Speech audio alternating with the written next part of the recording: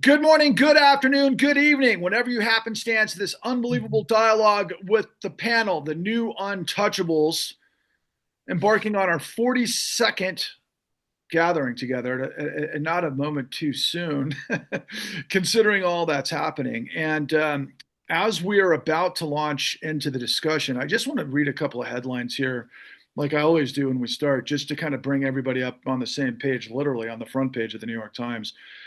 Right on the front page on the upper left, it says the White House is following through on layoffs threat. So, of course, not only is it a government shutdown, but this entirety, and I'm reminded of that Grover Norquist, to say, squeeze, sorry, to be able to get the federal government to a size of something you could squeeze in a bathtub, or however that metaphor was. Strangled to death. Strangled to death, right? And drown in the bathtub. And drown it in a bathtub. Thank you, thank you. And further down, and I Yeah. know this is on Yeah. Yeah. a lot of people's minds, is of course the Gaza ceasefire in context to all things Donald Trump, I guess maneuvering for the Nobel Peace Prize. And oh yeah, by the way, I happened to see an interview with Michael Wolff this morning, the journalist from Vanity Fair, of course, that Pam Bondi had left off of the discussion regarding the photos and some of the things that he talked about in terms of those specific photos as it relates to Donald Trump. But he also said that he had witnessed I think the senior person on the committee for the committee for the Nobel Peace Prize that was actually President. the president. That's exactly right. In the Epstein. Yep. Okay. At his house, having dinner at his house. At his house. And then, and I'm sure that's one place everybody on this panel has never been. And, further. Almost. Oh, absolutely, man. And further down, in consideration of all the stuff that we're seeing come down the pike on Peter Thiel and all things Palantir, the AI prompt that could end the world is on the front page of the New York Times. But kind of in context, everything else we've talked about before, particularly as it relates to FEMA, there's 19 missing people after a blast that just tore apart a Tennessee munitions plant. And that just happened moments ago, in addition to everything else that we're going to talk about. So just trying to set the stage of this crazy time period in our nation's dark history. But as we are trying to together be in a position to hopefully do something that I don't think anybody has considered, except for obviously this group, based on your leadership, because of your know-how and how things work. And I want to start off the dialogue here with you, Bill, if you wouldn't mind, from a standpoint that we're all positioning to be a part of the No Kings rally next week, which, as it may be, could be the largest protest in American history. I hope millions and millions of people come to the fore.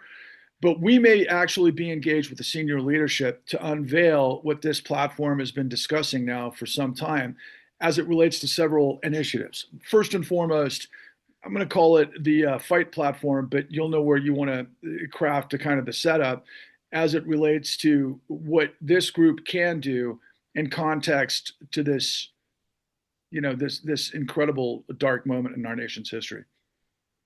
Well, there's no reason to wait for midterm elections and the hope that the Democrats take back majority or at least blocking power in the House of Representatives.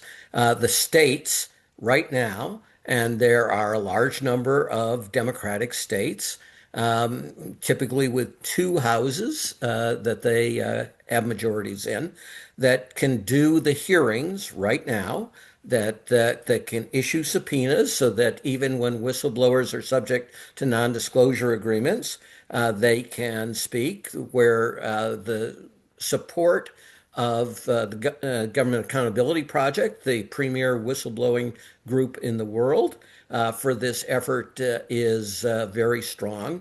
And whistleblowers have this enormous advantage. People react not to statistics, but to narratives, to stories. I mean, every trial lawyer, we don't just present, here's a fact, here's a fact, here's a fact. We present a narrative of what was actually going on. Whistleblowers are great at that. They also have access to the hidden documents. Also, when they get called out by the people they criticize that there is no such document, they can often go, "Oh, really?" Because here's what the document, you know. Mhm. So it is a priceless opportunity. It's broadly available, and then you can take these whistleblowers on the road in every congressional district on a nonpartisan basis. Again, find the 50 best at telling their story, a compelling and important story, and take them around and have Americans hear firsthand from the people in the know. And this also meets the great desire where nobody thinks strong leadership from the Democratic Party in Washington, D.C., whereas the whistleblowers are the people that you guaranteed they ain't going to be. And the only reason they're there is that they have courage and that they have this deep commitment to the people of the United States and the rule of law. So, baby, we can take our little lights, thousands of them, and shine into every terrible, deep, corrupt corner of this administration. And you mentioned GAP, the Government Accountability Project, and of course we interact weekly. And unfortunately, Passes is a disappointment for not being able to join us this afternoon. But Lewis Clark, the executive director of the Government Accountability Project, has been has been enlightening us to many of the whistleblowers, and of course, nonpartisan. That's the key consideration here too, right? Like you Right? said, heroes within the system, be they FEMA, be they the Department of Justice, potentially. I don't want to, tease more than I have, but let's just say they have access to unbelievable amounts of stores. And so, how does that play out, Bill? By way of, let's say there's a connection with the whistleblowers and the state legislatures. How do those things connect? I guess to ask. Well, I'll just stop there. You hold a hearing, you announce a hearing for an appropriate legislative purpose and for inquiry purpose. You issue subpoena. You talk in advance as to which whistleblowers are, happy to testify about these things. We're not trying to drag whistleblowers out into doing something they don't want to do. You do all the normal things you do, plus if you really want to do it right, you would actually have just the committee attorney ask the questions instead of 2 minutes here and 2 minutes there and 2 minutes there. But hey, we don't have to. That's probably a bridge too far for these folks. In any event, that's the first stage, and of course, people should give it appropriate publicity, blast it out what these revelations are by these folks. But we're also demonstrating you can fight back. Don't surrender in advance, right? Here are, and it's not just we say this, here are literally hundreds of your fellow Americans, because we got more whistleblowers in the US than the rest of the world combined, all of whom have the courage of their convictions. Join us. America is worth fighting for, not with violence. Use the law, use the oldest thing, right? Shine a light onto corruption, call it out. And the states, in the form of attorney generals, in a number of cases, not all, will actually have jurisdiction to bring investigations, enforcement actions, in some cases, criminal cases in all of this. But there will also be the ability, of course, to say, hey, we now have 200 whistleblowers that come forward. In the following areas, we have all these areas of corruption. And we send it every week to the Department of Justice in the form of you should be investigating these. And it's now been X months, and there have been zero cases, right? They just turn a blind eye to the corruption of this administration. You should be just, again, it's not a physical fight, but as a metaphor, counterpunching all the time, every day. This gives you the ability to have in 50 different legislative bodies hearings going on in which people from the inside can expose exactly what was going wrong and with the best documents in many cases, as well demonstrating their point.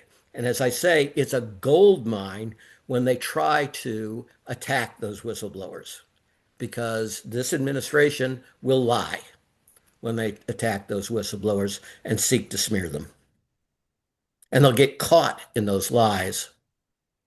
Well, and we need to make sure that they know that these whistleblowers know that we have their backs, and that the public has their back. But whether it means helping to raise money to help them defend themselves in the event that there are criminal or civil actions brought against them, because we now know very clearly that the Trump administration is not above uh, uh, uh, seeking the criminal prosecution of their opponents, to support them with civil cases that they might be able to bring, as whistleblowers under state or federal laws. I think Mark actually froze up there for a second. I'm going to just push pause to see if he comes back in. Hold on one second. Right. Well, we can help them bring suit against their agencies under the federal and state key tam laws. We can also help with amicus briefs. I've signed on this week to amicus briefs on a variety of issues that were driven by whistleblower reports out of the CFPB, and lawsuits by the employees there.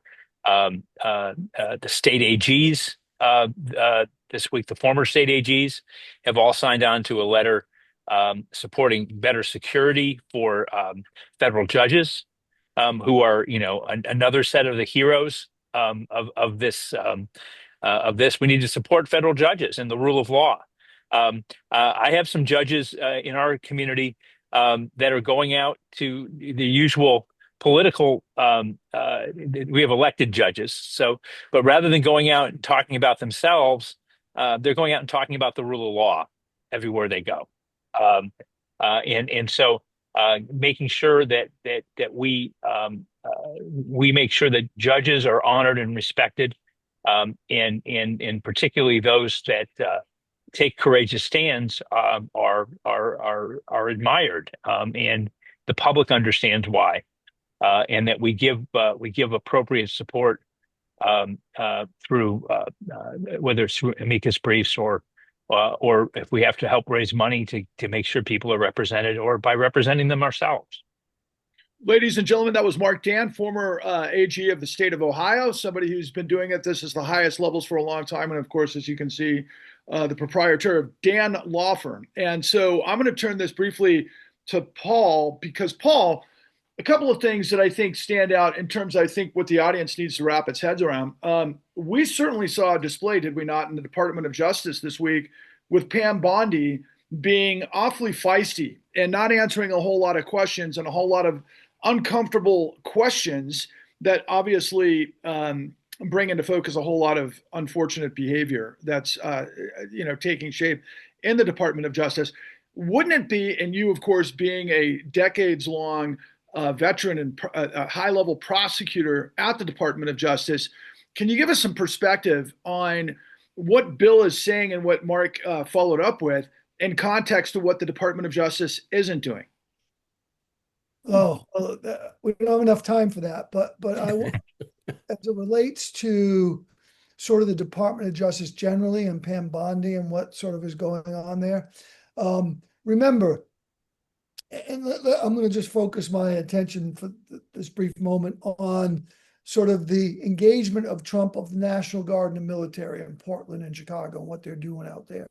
And I do want to say that today, the governor of, I think, Oklahoma, Republican governor, stated formally that it is both a violation of federalism and states' rights to bring National Guard from other states into other states. So he's the first Republican governor to break from Trump's position that this is okay constitutionally, which I think is a good thing. And I think that one of the things that makes people break is when they get a sense of the facts. And so all these cases are playing out in court.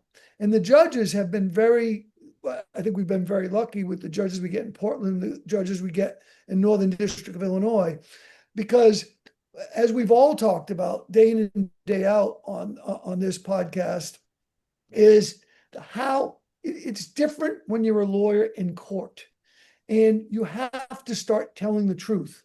So Trump tells this big lie, and part of the reason why I'm even going through this exercise is we have to fight like Bill and Mark talked about, and we have to fight with all the fury they talk about, but we also have to reacquaint Americans with the facts, right?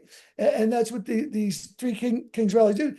The notion that Antifa, if it exists, has anything to do with anything that's going on in these cities is just batshit made up crazy. And so someone has to reorient the public, and it should be the national news, as to at the facts about Antifa. But apparently we just caught the girlfriend of the principal arranger of what Antifa might be. So there is no Antifa, number one. And number two, there is no freaking crime-ridden riots in these cities. It just ain't happening, right? For the most part, almost entirely, these are peaceful demonstrations that are demonstrators that are being provoked by installing National Guard in these cities. But so what am I trying to say? I'm trying to say that in court, the judges are grilling the prosecutors over what's really happening. And she's forcing them, she or he is forcing them to belly up to the bar as to what the truth of the matter is of what's going on in these cities. And I was reading a transcript of the Portland judge, and she's quizzing him, and he's hemming and hawing, and she says to him, "You're a lawyer. You're a lawyer," meaning you have to tell me the truth. Stop this. In today, I think it was in Illinois, a judge made them take down the fences around the building, which I thought was pretty provocative, but also said, cleared the record, said, this ain't happening. What you're saying is happening is not the truth. It's not happening. So one of the things we've been talking about here, and again, cue up to Pam Bondi and what she spewed the other day before Congress, is all of this stuff can be brought as ethical complaints, if done appropriately, against all of these people for lying. These indictments of Letitia James and James Comey are riddled with bullshit. And in the case against Abrego Garcia, the judges already ordered the discovery about selective prosecution. That discovery is going to put the truth to the test, right? Why they brought that indictment. And there's emails and whatever. And all I'm saying is, if that same level of discovery is ordered in the Letitia James case, and they get Pulte under oath, and they get Bondi under oath, and they get all these people under oath, then they're going to have to choose their law license over the truth. And while we've seen that some people don't understand what the truth is, all I'm saying is there's vehicles to number one, establish what the facts are, both at these Three Kings rallies. And of course, you have to choose what facts you want to deal with, and you better limit them to three. But in court, the courts are putting these people to the test. And I think that there's a unique opportunity from these court hearings that there's going to be incredible payback ultimately for bringing these cases, whether it's going to be the AUSAs, whether it's going to be the U.S. attorneys, whether it's going to be the Attorney General.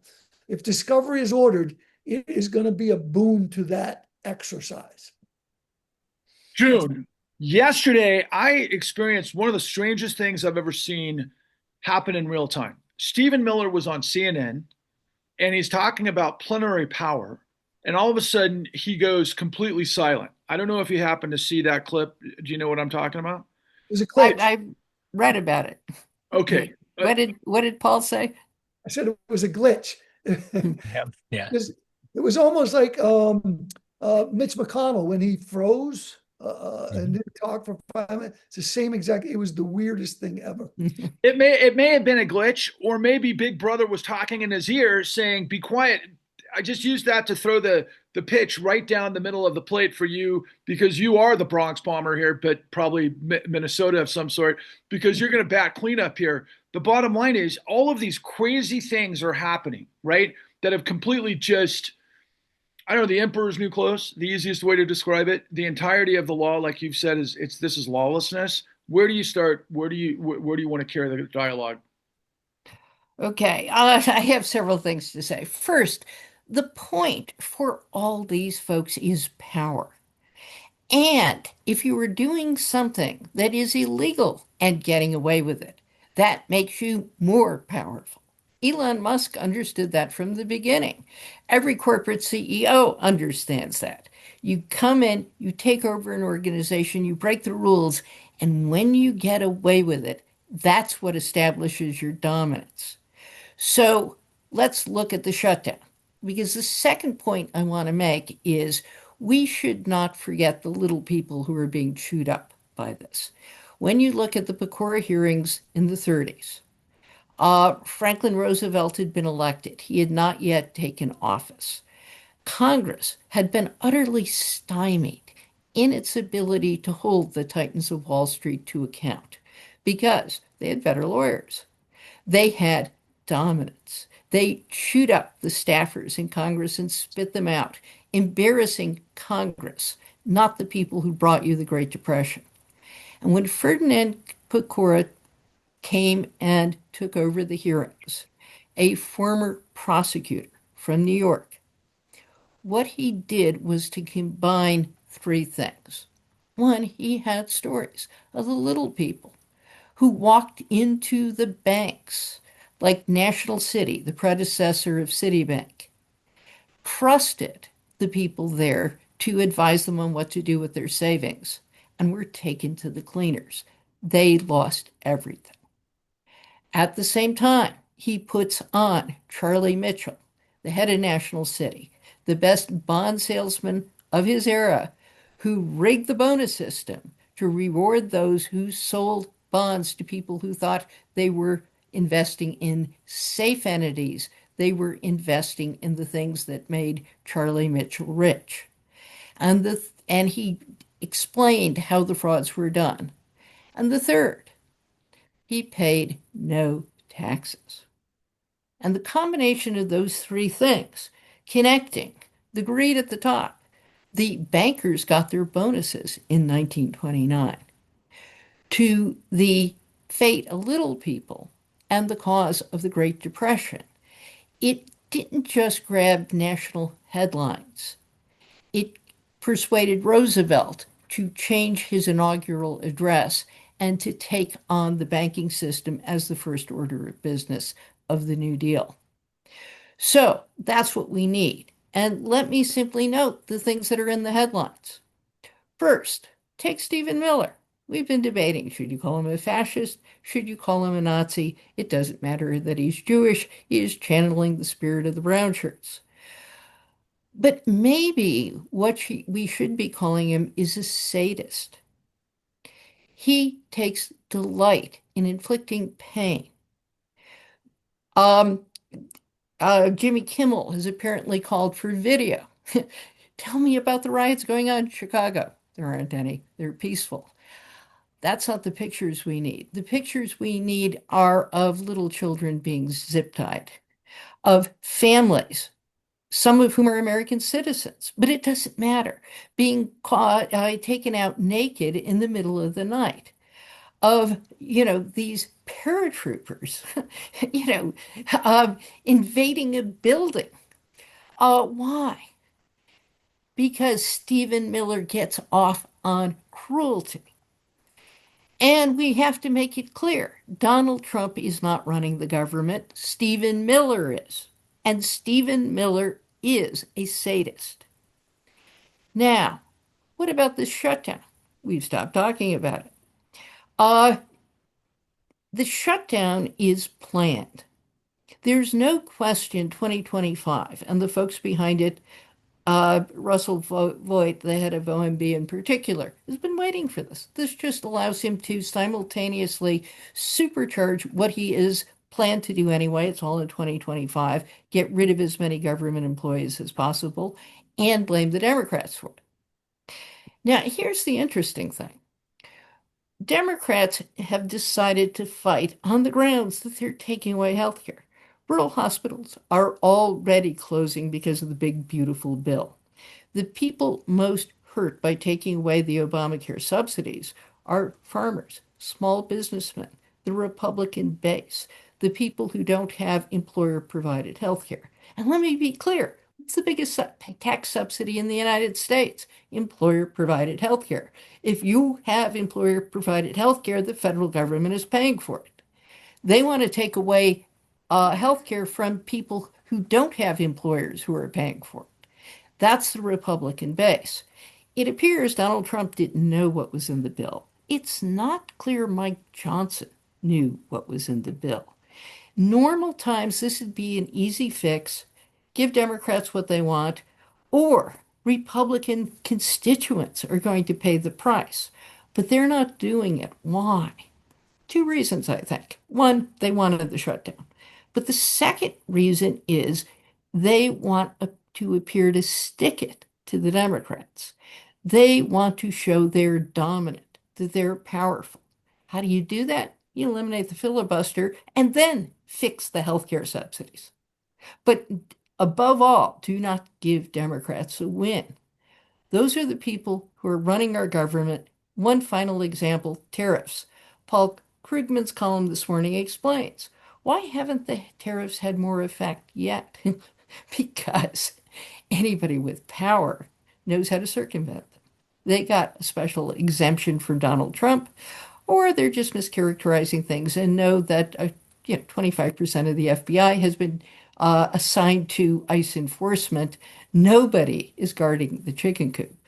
And so powerful people are not paying the tariffs, but the people in our audience are.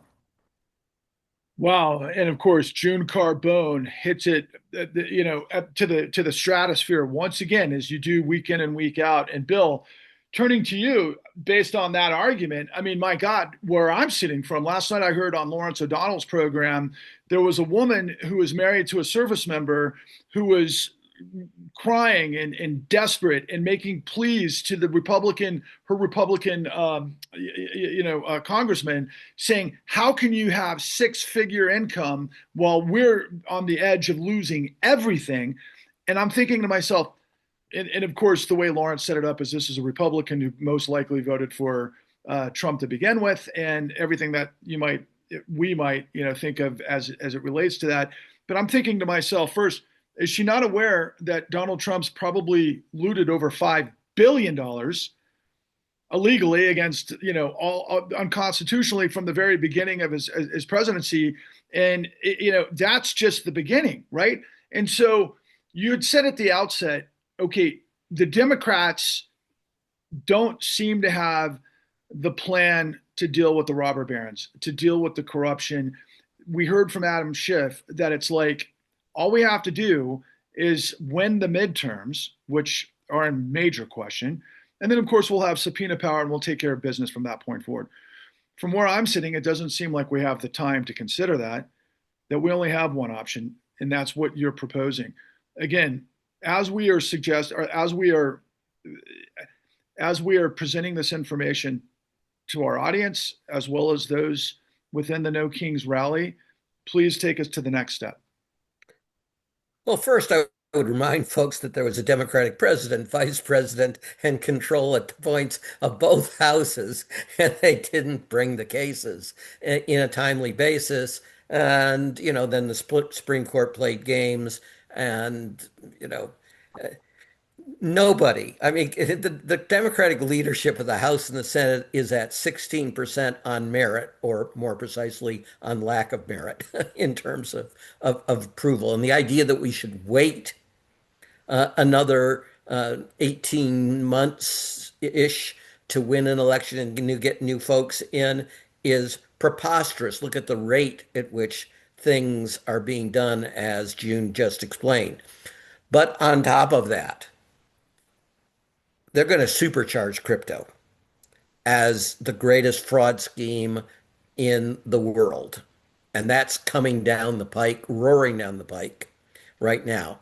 And why don't we hear Democrats? Well, maybe because the leader of the Senate was a major recipient, and maybe because crypto specifically targeted two folks to defeat, which they did, Democratic incumbents in reddish states. One Mark knows particularly well, Sherrod Brown, and such, but also, was it Montana or Wyoming? Montana. Montana. Okay. So, and crypto explicitly targeted them before at least Musk came in with all these bazillions of bucks. Crypto was the leading contributor actually to both parties in the United States. This is why we emphasize no kings is not enough. It's got to be no robber barons. If you just switch from one group of robber barons to another group of robber barons, you're not going to be fixing things. And just finally on this attempt to invade American blue cities, we've seen this before, right? We went through by far the worst war in American history, which was the Civil War. Immense loss of life and, of course, money and such, only to have that victory thrown away because of the campaign of terror by the Ku Klux Klan and the feckless politicians of both party in the Hayes-Tilden, compromise, corrupt bargain, as it was aptly called, that restored white hegemony in the South and the absolute exclusion of black voters for 70 plus years, right? And now we have the governor of that classic Confederate state, Texas, volunteering and pushing the White House to send Texas Guard and Reserve folks to invade Chicago. There is an illegal civil war being perpetrated, and it's by the Confederacy against the forces of equality. And, if the Democratic leadership answer to that is, well, wait 18 months and maybe we'll win an election and maybe we'll be able to hold a hearing, that is the definition of you've demonstrated you are unworthy of leadership. You should resign and you should have young people, or you should at least resign your Democratic position, right, of leadership position, and have a new generation of people that have a spine take your place. Mark, I'm reminded of one of my favorite singer, songwriter, musician, artist, David Byrne from the '80s, when he said, "This ain't no party, this ain't no disco, this ain't no fooling around." And I know, based on our relationship from the very beginning, you have an incredible way to construct a seismic sort of introspection on the things that are happening. Please put yourself in this position in history and let the people know what we can do to drive forward in addition to what's been said so far. What do you want to express? Well, no, I think rallying around the whistleblowers the way that we discussed, making sure that they're represented, making sure that they have and the federal judges who have just been remarkably courageous through all this. I mean, that Portland judge is a Trump appointee. She is she's a tough cookie. I mean, I've appeared in front of her before, and she is um, she calls the balls and strikes. I mean, just like one would expect, one would hope that a federal judge would do. I'm sorry. I mean, here's where I'm stuck this week, Patrick. In Chicago, in Portland, in DC, the judiciary is holding and standing up for the constitutional prerogatives, constitution over power as a principle. And so I think that making sure that those judges are protected, making sure that they both physically, because I got news for you. There may be a problem with activist violence, but it certainly isn't on the left. If it's anywhere, it's probably on the right, and I think those judges need to be concerned about it, and to continue to do what as as Bill suggests, and use the tools we have at our disposal to expose this stuff, whether it's AGs holding hearings, whether it's legislative hearings going on. I think they're all great ideas, and making sure that nobody whose rights have been violated goes unrepresented. And volunteering your time if you're a lawyer, supporting those organizations those that protect whistleblowers, and making sure they have resources. Making sure people who are out of work and out of pay as a result of the shutdown, making sure that they have what they need, whether it's and that they are appreciated for the contribution that they make, because they want nothing more than the folks that are in charge, Russell Vogt and his crew, want nothing more than people just to think that federal government employees are unnecessary somehow. But they do so much. They do work that's so important. I mean, here in Cleveland, we have people working at NASA who are working without pay on important projects. We have people in the military who are being mobilized, perhaps to go to the Middle East right now without pay.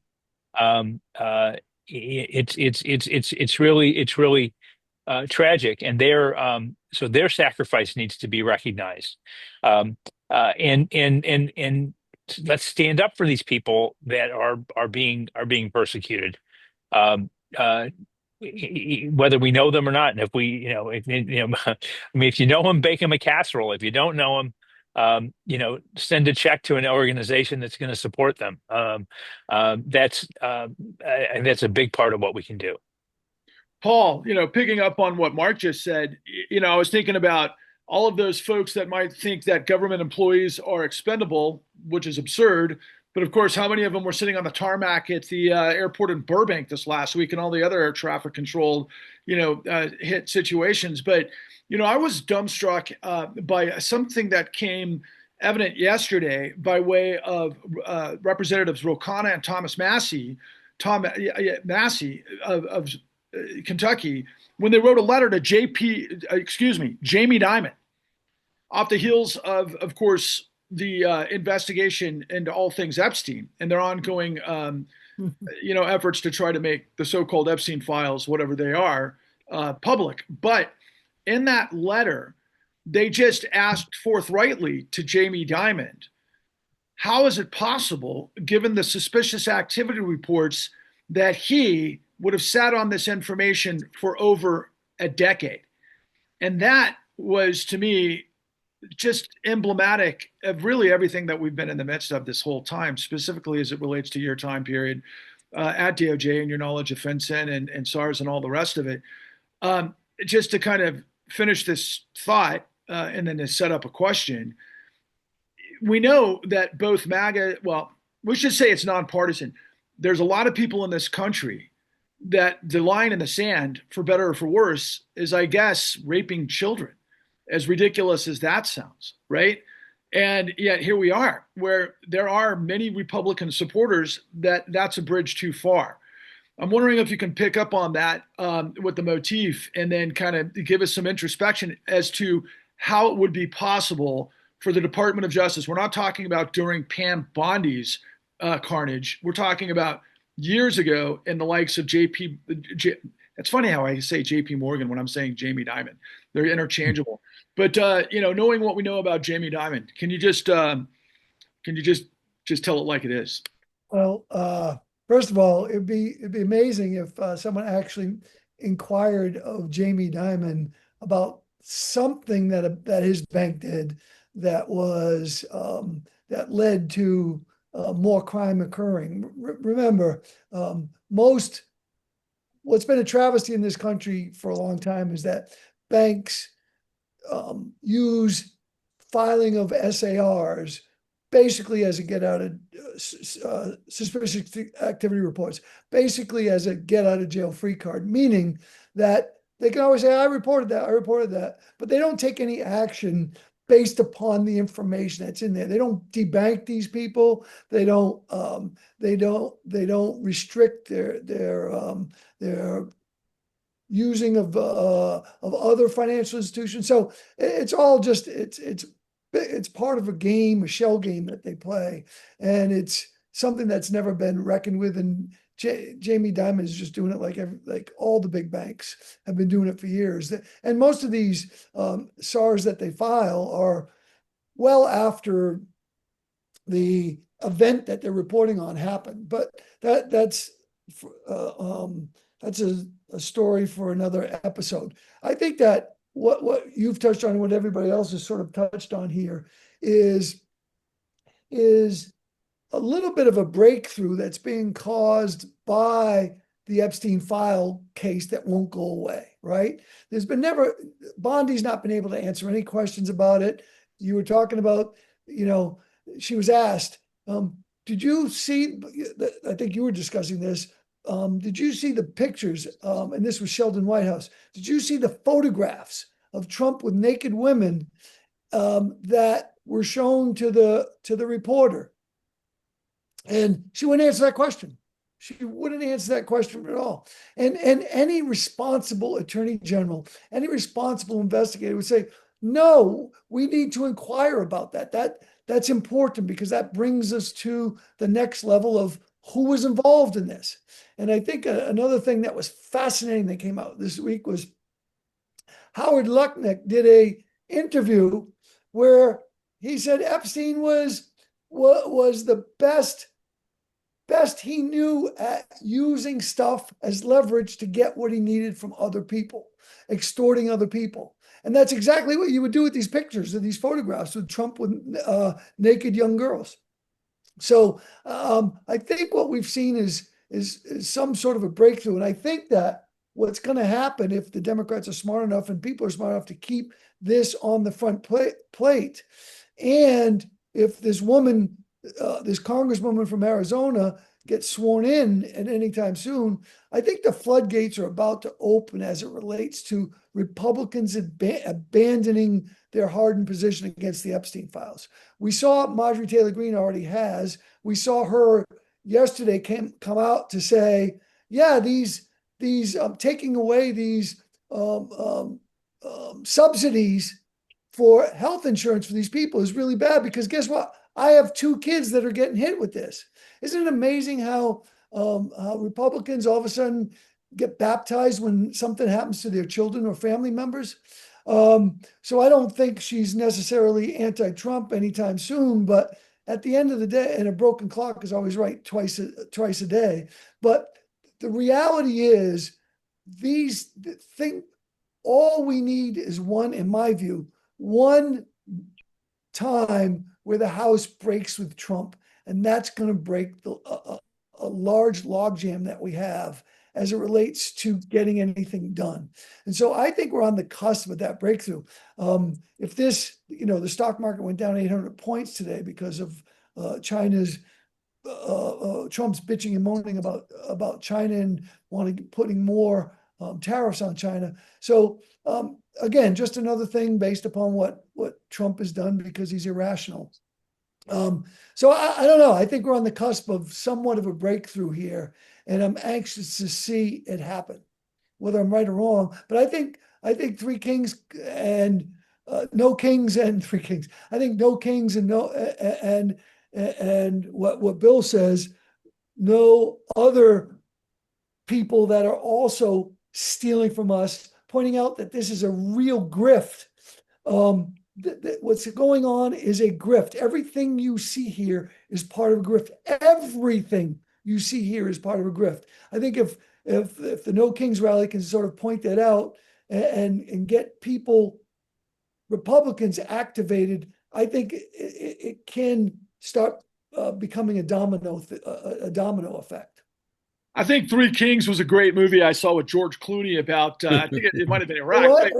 To your point, One. yes, no kings and the moment, but no robber barons is, of course, the great Bill Black always says. And we're running out of time. So, right at the right time is, of course, June to take us home. Look, from where I'm sitting, you have dropped so many unbelievable, profound statements about the historical significance, right? What we had to go through to get the liberty that we had really for decades that we let slip through our fingers to get to this disastrous moment. I feel like we're at that moment again. I don't know what your favorite sports is. I could think about a baseball metaphor, football. Time is running out. Bases are loaded. We got a chance to turn the tables on this whole thing now, but only if we have a plan. To Bill's position, right? Because not doing anything is not going to change anything. Complaining about something isn't going to change it. You guys have spent your career digging into the evidence, doing the indictments, doing the hard work to get the information, whether it is, research or whatever you have to do your case. And here we are again. So you're making the closing argument to the American people, June. What is it?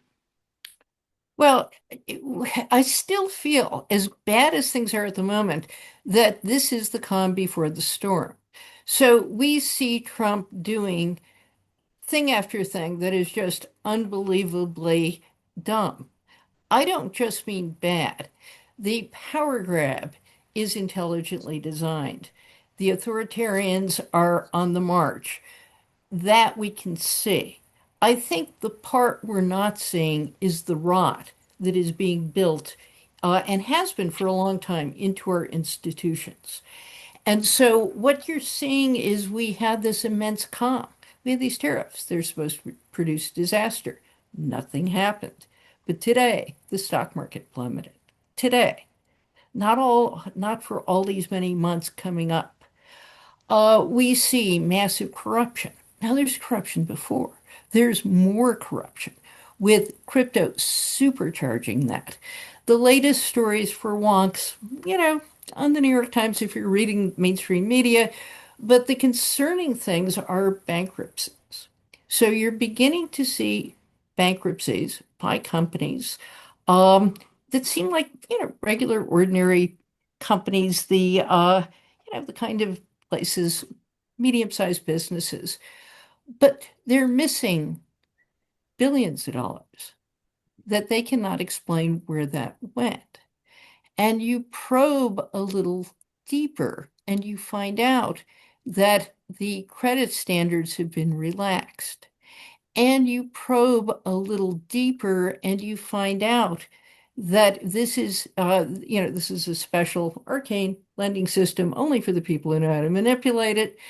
But there are banks behind it, and if the banks are taken down by these bankruptcies, then you have a crisis in the making. We are seeing signs of that. It's getting no attention. But the undermining of the institutions that safeguard us from terrorists, that staff the air traffic controllers who allow us to get safely to where we're going, the cops on the beat dealing with real crime as opposed to the manufactured crime of the Trump administration, that is setting the stage for disasters. I don't know what caused the explosion in Kentucky, but I can pretty much guarantee you OSHA, the agency supposed to be in charge of worker safety, is on Russell Vought's hit list. And so we are at the precipice. And one final note is one of the things that Bill and his cohort did very effectively after the savings and loan crisis is to strategize who are the biggest criminals? How do we put the resources behind the people who caused the savings and loan crisis? We didn't do that. There are actually some people who went to jail for the great financial crisis, little people way down in the ranks. Tiny number, tiny people. The biggest mistake Biden made was not going after Trump immediately for January 6th. I mean, that riveted national attention. It's a clear crime. It's a violation of the Constitution. It's unconscionable. So we need to be thinking about how do you prioritize the people who are causing the destruction of our democracy, but are taking down the country with them. And it will happen. The only question is when. Well, I'd like to say in closing that I am one of the little people. I was one of the little people. I got destroyed in the 2008 great financial crisis. And it wasn't until I discovered all of you that I understood why. I'm reminded of what Bill Black has taught me from the very beginning, that, and our research had revealed this as well. It was after the tumult of 9/11 that we shifted resources in the FBI and other agencies away from white collar fraud investigation into terrorism. And you could maybe understand that until you understand the calamity of the last 20 years and what June has just teed up, which I call financial terrorism, which to Bill's long-standing metaphors kills and maims thousands, tens of thousands, and at times millions, and millions and millions more to come because of what you've all have said from the very beginning, transparently, regarding USAID and so forth. Because of who you are, you have shown me that there are honest, professional people that do the right thing. And we have to turn our attention to you.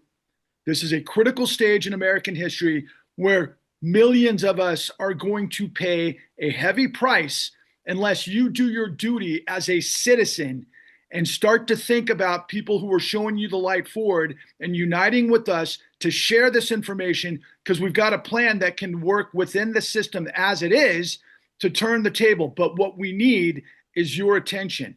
What we need is your commitment. What we need is your understanding that if we don't tackle this problem now, this problem is going to destroy us.